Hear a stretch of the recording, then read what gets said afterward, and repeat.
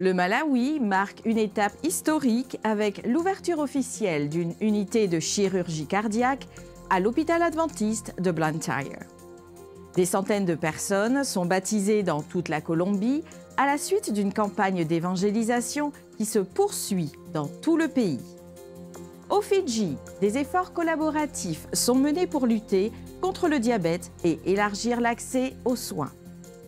ADRA, le bras humanitaire mondial de l'Église adventiste, est sélectionné par l'Agence des États-Unis pour le développement international pour diriger un projet de résilience alimentaire de 105 millions de dollars en République démocratique du Congo.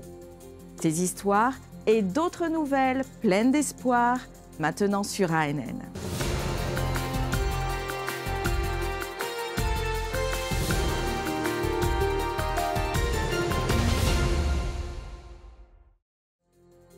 Le Malawi, au sud-est de l'Afrique, a vécu un moment historique. L'inauguration de l'unité de chirurgie cardiaque à l'hôpital adventiste de Blantyre représente une avancée révolutionnaire. Au cœur de l'Afrique, un rayon d'espoir a émergé. L'hôpital adventiste de Blantyre au Malawi peut désormais traiter les problèmes cardiaques. En novembre, l'hôpital a ouvert son service de chirurgie cardiaque. La ministre adjointe de la Santé, Halima Daoud, était l'invitée d'honneur.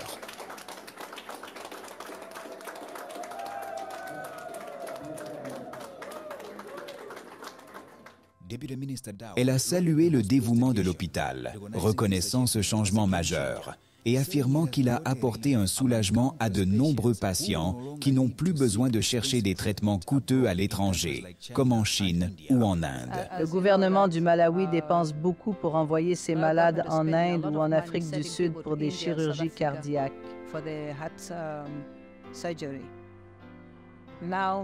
Maintenant, cela se fait ici au Malawi. Aujourd'hui, 2 patients ont subi une intervention chirurgicale et en ce moment, ils sont en soins intensifs. Celle qui a été opérée hier se sent beaucoup mieux. Nous sommes très heureux. Nous sommes censés dépenser environ 100 millions de kwachas.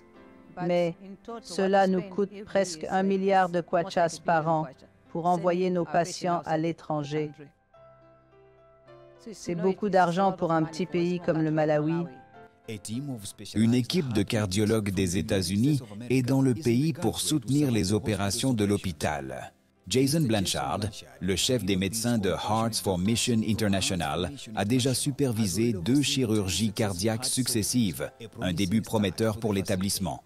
Blanchard a aussi affirmé l'engagement de son équipe de retourner au Malawi 2 fois par an pour aider plus de patients et renforcer les compétences des médecins locaux.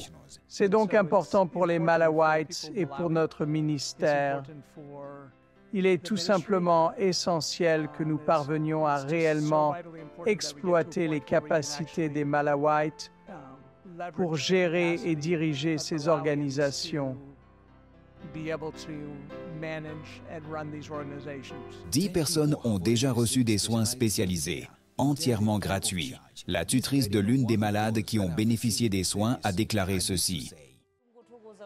Je tiens simplement à remercier tous ceux qui ont aidé ma sœur.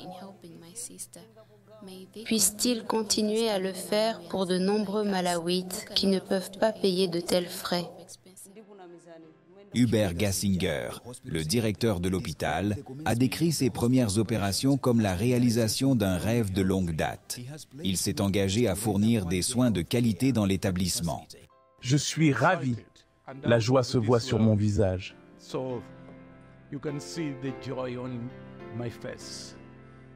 Car nous sommes capables de faire venir ces personnes ici pour travailler avec le ministère afin que les Malawites accèdent à ce rare service. C'est bien pour notre pays. C'est bien pour notre pays. Vous n'avez plus à vous battre pour chercher ces services. Quand ils sont définitivement établis ici, C'est ce que nous voulons. En attendant, des camps seront mis en place. Les patients accéderont à ce service 2 fois par an pendant les 3 prochaines années. Par la suite, nous nous attendons à ce que vous veniez ici pour y rester.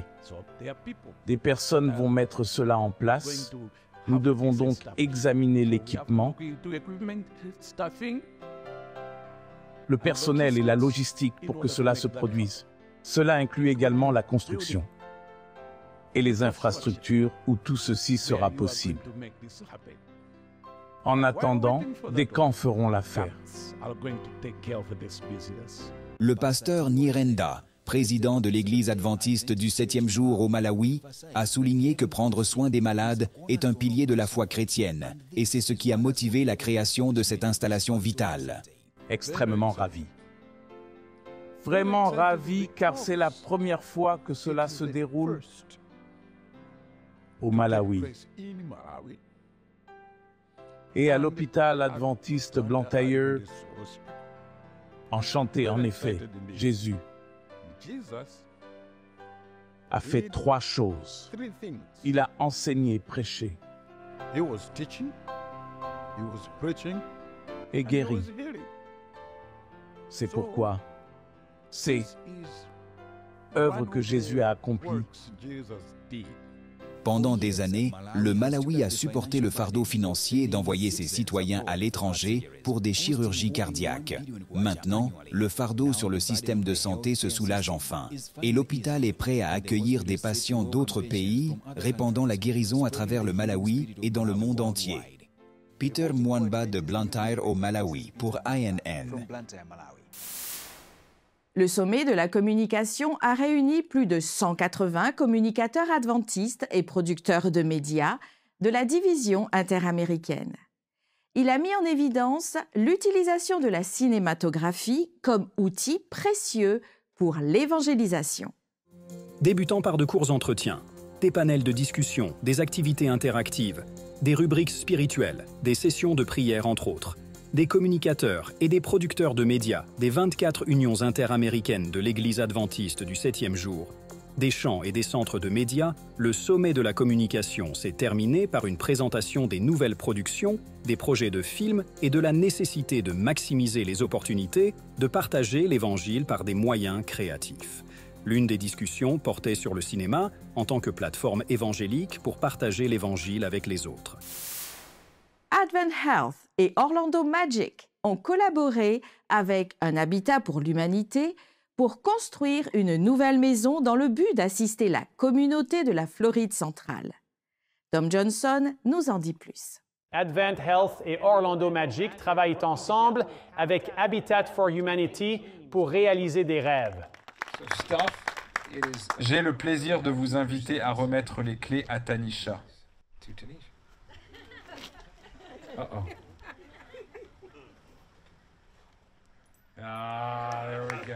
Tanisha Williams a reçu les clés de sa nouvelle maison.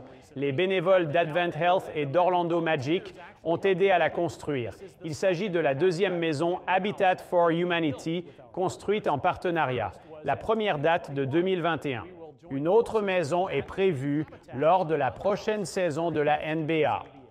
Nous sommes fiers de nous associer avec le Orlando Magic sur quelque chose d'important dans la communauté, comme le logement. C'est un besoin énorme en Floride centrale et nous sommes heureux de pouvoir aider de cette manière. Des efforts de collaboration sont entrepris pour lutter contre le diabète et étendre l'accès aux soins à Fidji. Lors d'une campagne de sensibilisation, les adventistes du 7e jour se sont associés au gouvernement fidjien pour s'attaquer aux problèmes urgents du diabète.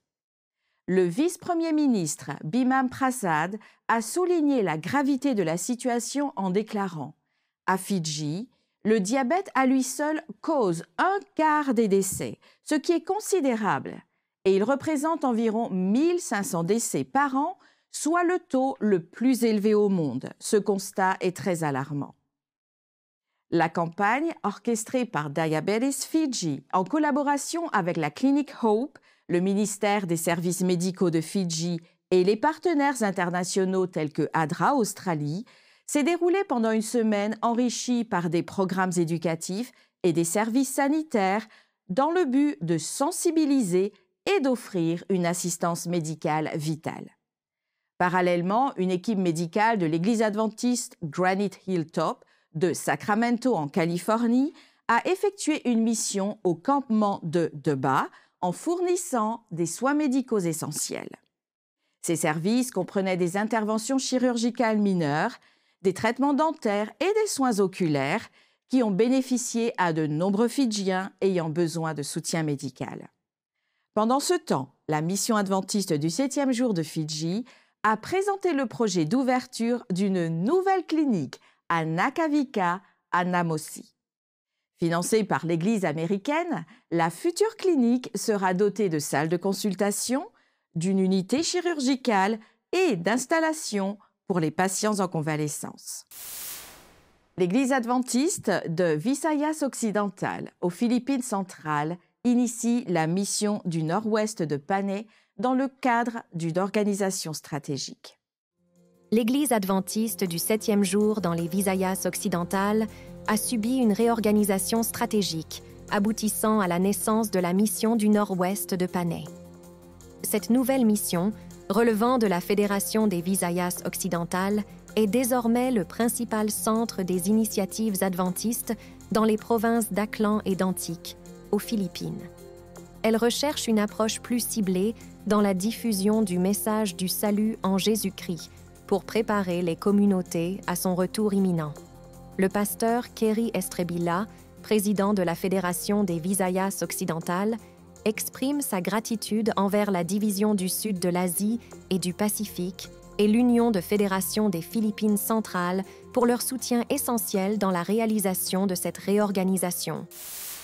Chacun a une histoire et chaque histoire mérite d'être entendue.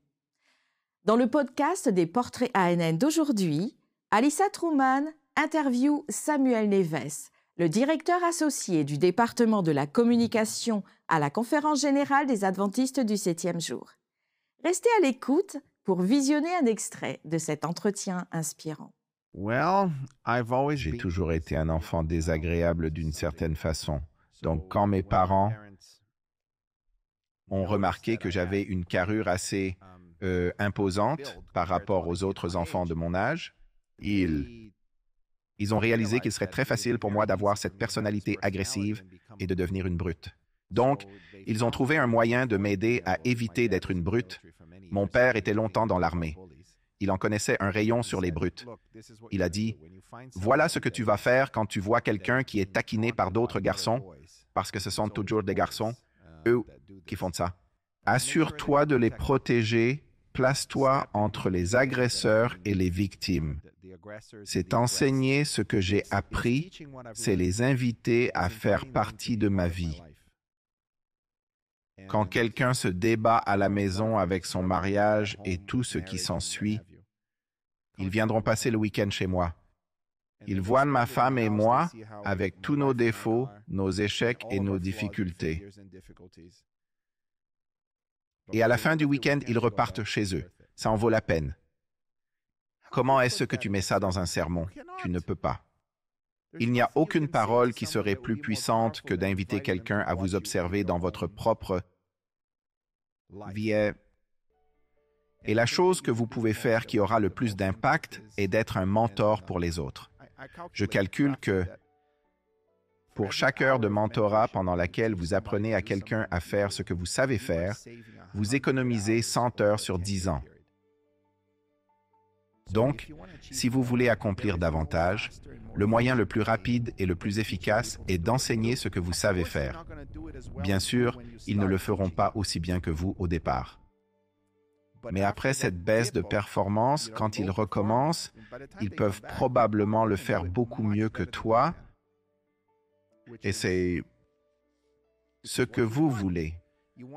Vous voulez que les personnes qui viennent après vous fassent mieux, plus rapidement et plus efficacement que vous ne l'avez fait.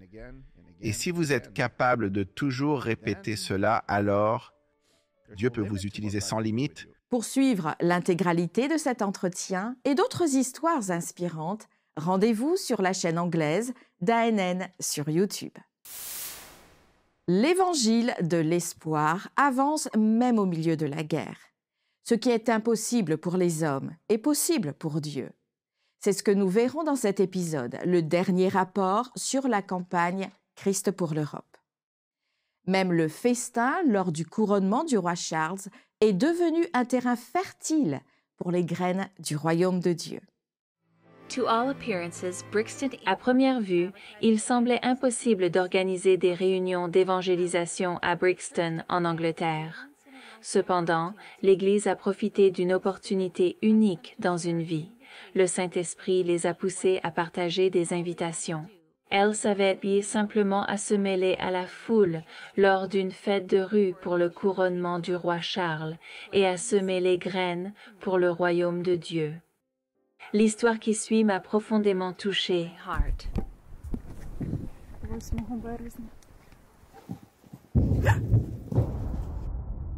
En plein chaos à Borodanka, en Ukraine, Evgenika, une jeune femme de 21 ans, descend l'escalier en courant. Chaque marche est un test de courage, alors qu'elle cherche refuge dans un bunker froid. L'obscurité l'entoure, mais au fond de son cœur, une faible lumière vacille et porte la promesse de l'espoir.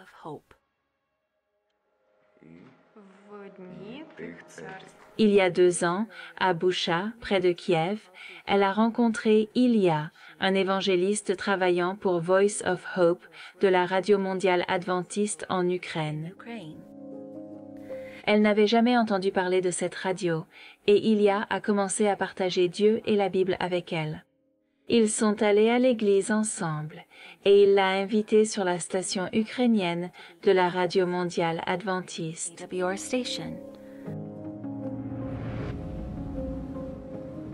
De retour dans sa ville natale, la vie était devenue un cauchemar de destruction et d'incertitude. Allait-elle revoir Ilya? Parmi les ruines, sa famille s'accrochait les uns aux autres. À cette époque, je me suis rapprochée de Dieu, car je priais tout le temps, même pendant mon sommeil. Nous étions bombardés. De nombreuses personnes ont été blessées. Tout le monde n'a pas pu quitter la région. Mais avec de l'aide et des prières, elle et sa famille ont réussi à s'échapper et elle a pu retrouver Ilya.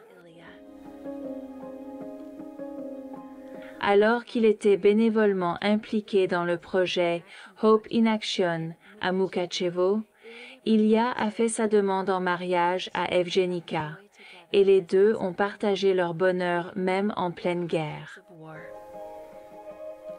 Pendant la campagne Christ pour l'Europe, où les orateurs de la Radio mondiale adventiste prêchaient, le couple écoutait. Lorsque le pasteur Dwayne McKee a fait un appel, Evgenika a décidé de donner sa vie à Jésus et a été baptisée dans l'Église adventiste en juillet 2023. Le semi-remorque Hope in Action de AWR est dévoué à répondre aux besoins physiques et spirituels des réfugiés en Ukraine en offrant des services médicaux, des programmes pour enfants et des émissions de radio. Ilya et Evgenika y sont impliqués. Éditrice de la Radio mondiale adventiste en Ukraine, elle transmet cet espoir qui l'a toujours soutenue. L'esprit inébranlable d'Evgenika et d'Ilya prospère, canalisé grâce à Christ pour l'Europe. Merci AWR de m'avoir redonné espoir et de m'avoir offert l'occasion de le partager avec d'autres personnes dans l'adversité. Christ pour l'Europe, quelle initiative incroyable, et cela ne fait que commencer. De l'émission Au baptême, c'était AWR 360.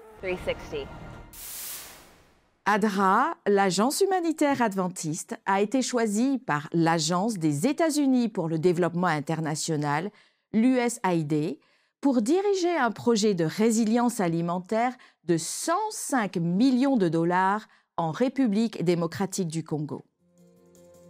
Le Congo est un pays d'Afrique centrale. Malgré sa richesse en ressources naturelles, il fait face à des défis tels que la pauvreté généralisée et les problèmes de santé publique. Le projet, dirigé par l'ONG adventiste, est nommé Tudianzele, ce qui signifie « travaillons pour nous-mêmes » dans la langue locale, vise à fournir une alimentation durable et une éducation en nutrition à plus de 244 000 familles défavorisées dans la province du Kasai. En se concentrant sur les groupes vulnérables tels que les femmes enceintes, les mères allaitantes et les enfants malnutris, l'initiative vise à améliorer les moyens de subsistance, à promouvoir une agriculture intelligente adaptée au climat et à renforcer les opportunités d'emploi dans la région. En Italie, une maison de retraite célèbre son 40e anniversaire en tant qu'initiative sociale vitale de l'Église adventiste du 7e jour, dédiée à fournir des soins aux personnes âgées. La célébration a marqué 4 décennies de compassion. Le directeur, Fabian Nicolaus, met l'accent sur l'excellente réputation de Casa Mia et sa relation avec les autorités locales pour répondre aux besoins des personnes âgées à Forlì, en Italie. Actuellement, Casa Mia vit les dernières étapes de la création d'un centre spécialisé pour les personnes atteintes de maladies neurodégénératives, telles que la maladie d'Alzheimer. L'établissement témoigne d'un engagement envers l'évolution des services de santé. Fondé à la fin des années 1970, il a constamment évolué en restant fidèle à ses principes et en s'adaptant aux nouveaux besoins de ses résidents.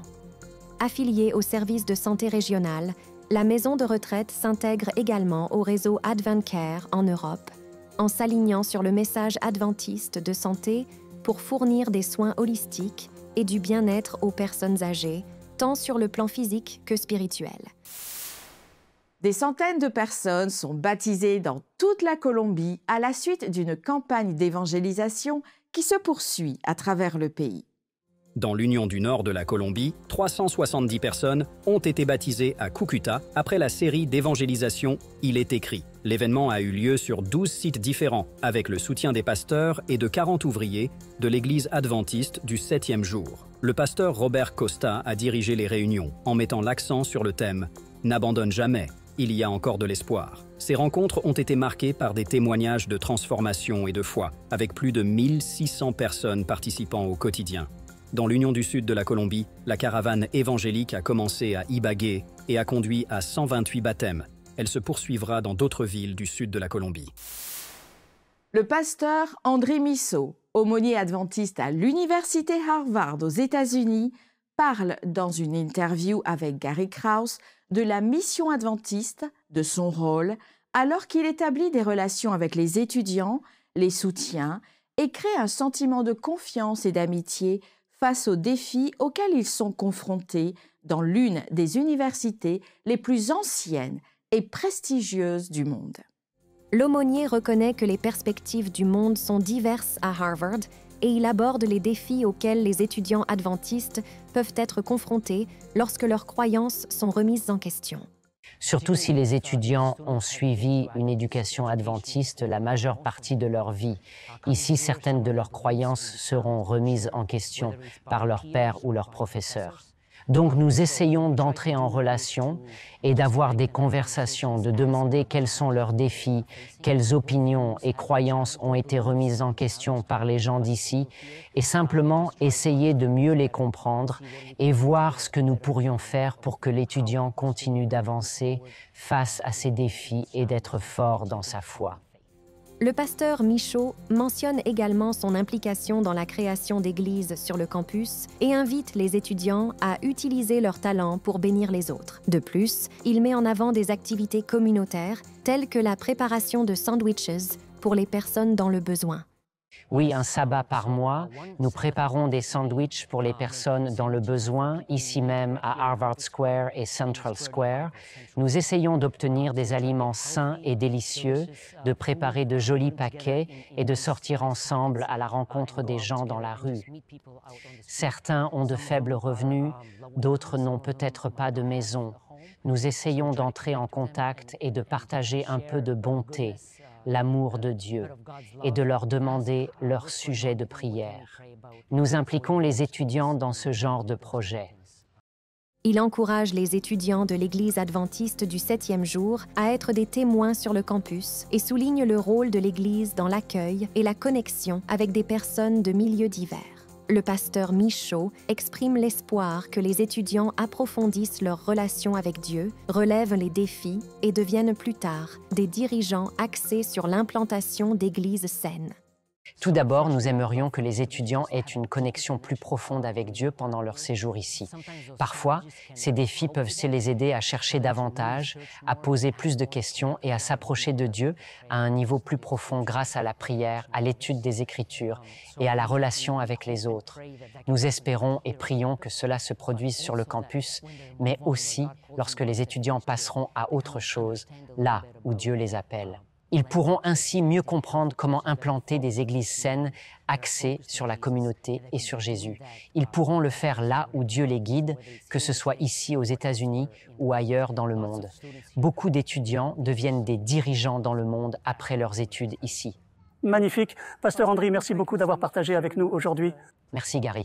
Et vous, téléspectateurs, priez pour le pasteur Andry et les étudiants de Harvard, mais aussi pour les campus publics du monde entier.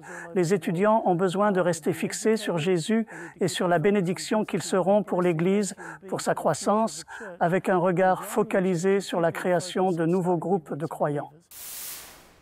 Au Brésil, un couple âgé découvre la foi et se fait baptiser 15 ans après avoir reçu des DVD de la Bible.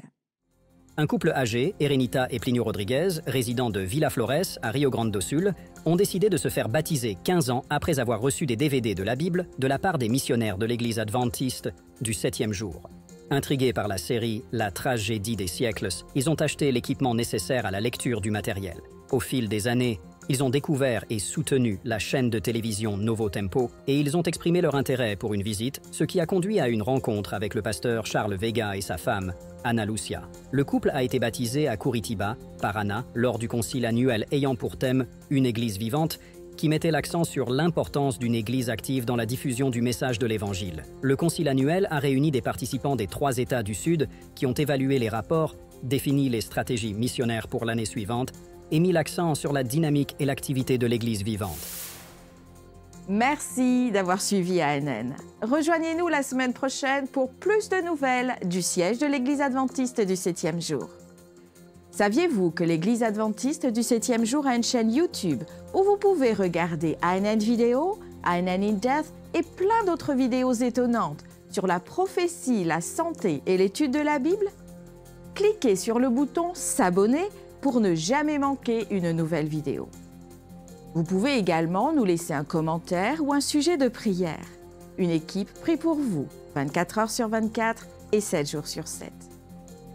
Avant de nous quitter, voici une bonne nouvelle tirée du psaume 103, au versets 1 et 2. « Mon âme, bénis l'Éternel, que tout ce qui est en moi bénisse son saint nom. Mon âme, bénis l'Éternel et n'oublie aucun de ses bienfaits. » Ainsi s'achève notre programme de cette semaine. N'oubliez pas que vous pouvez toujours visiter adventiste.news/fr pour des nouvelles quotidiennes et des vidéos. À la semaine prochaine pour d'autres nouvelles d'amour, de foi et d'espérance. Que Dieu vous bénisse.